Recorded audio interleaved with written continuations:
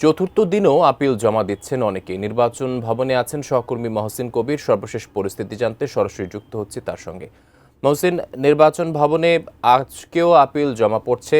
যারা আপিল জমা দিতে আসছেন তারা কি বলছেন এবং সার্বিক পরিস্থিতি কি দেখছেন জানাবেন আমাদের। নির্বাচনকে কেন্দ্র করে যে কার্যক্রম চলছে, এখানে নির্বাচন কমিশনে আজকে ইউরোপীয় ইউনিয়নের যে নির্বাচন পর্যবেক্ষক প্রতিনিধি তাদের একটি দল এসেছিলেন। তারা প্রধান নির্বাচন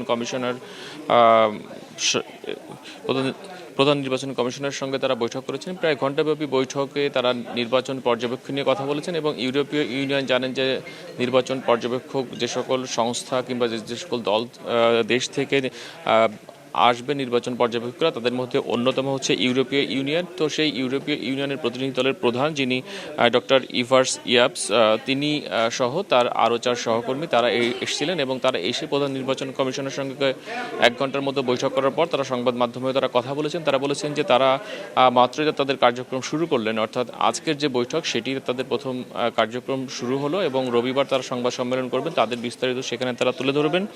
তার আগে যেটুকু তারা বলেছেন যে তারা চান বাংলাদেশের যে একটি নির্বাচনের যে দ্বারপ্রান্তে বাংলাদেশ, সেই নির্বাচনের সব ধরনের সহযোগিতা তারা করবেন এবং সর্বোচ্চ সংখ্যক পর্যবেক্ষক তারা ইউরোপীয় ইউনিয়ন থেকে আসবে এবং সেই দলের নেতৃত্ব দিবেন তিনি ইভার্স ইয়াপস তার নাম।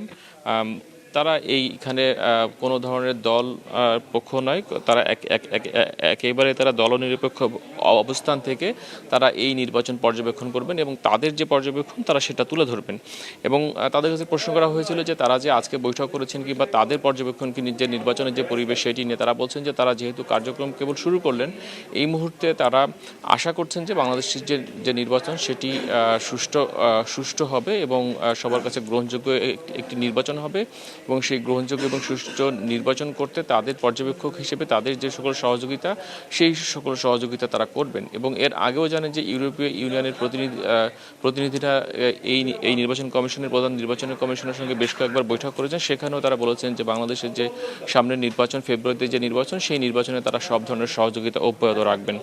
তো সেই ঘণ্টাব্যাপী বৈঠকে এই বিষয়গুলো আলোচনা হয়েছে এবং সেখানে 5 সদস্যের প্রতিনিধি ছিলেন এবং যেটি বলছিলাম যে 1 ঘন্টার মতো বৈঠক হয়েছে এবং এই যে গুরুত্বপূর্ণ পর্যবেক্ষক দল ইউরোপীয় ইউনিয়ন তারা তাদের কার্যক্রম এইখানে তারা যেমন এখানে পর্যবেক্ষণ করবেন নির্বাচন এবং এর বাইরেও কিন্তু বেশ কিছু দেশ এবং সংস্থার পক্ষ থেকেও নির্বাচন পর্যবেক্ষণ করার জন্য তারা আসবেন এবং নির্বাচন কমিশনের পক্ষ থেকে এই যে সকল অবজারভার যারা আসবেন তাদের কিন্তু ব্যবস্থা নির্বাচন কমিশনের পক্ষ থেকে তারা নির্বাচন কমিশনের আমন্ত্রণে আসবেন, সব ধরনের ব্যবস্থা নির্বাচন কমিশনের পক্ষ থেকে করা হবে। এবং আরেকটি কথা, এই নির্বাচন পর্যবেক্ষক দলের প্রধান তিনি বলছিলেন যে বাংলাদেশ ইউরোপীয় ইউনিয়নের একটি গুরুত্বপূর্ণ অংশীদার। তো সেই জন্য তারা চাচ্ছেন যেহেতু একটি বাংলাদেশের জন্য একটি খুবই গুরুত্বপূর্ণ নির্বাচন, তাই তারা সব ধরনের সহযোগিতা এবং নিরপেক্ষভাবে এই নির্বাচন কেমন হলো সেটি তারা পর্যবেক্ষণ করতে চান। তো এই ছিল এখন পর্যন্ত এই নির্বাচন কমিশনের যে সকল কার্যক্রম চলছে তার সর্বশেষ অবস্থা। আরেকটি বিষয় রয়েছে যে আজকে জানেন যে আপিলের সর্বশেষ দিন এবং কালকে থেকে আপিল শুনানি শুরু হবে এবং যারা আপিল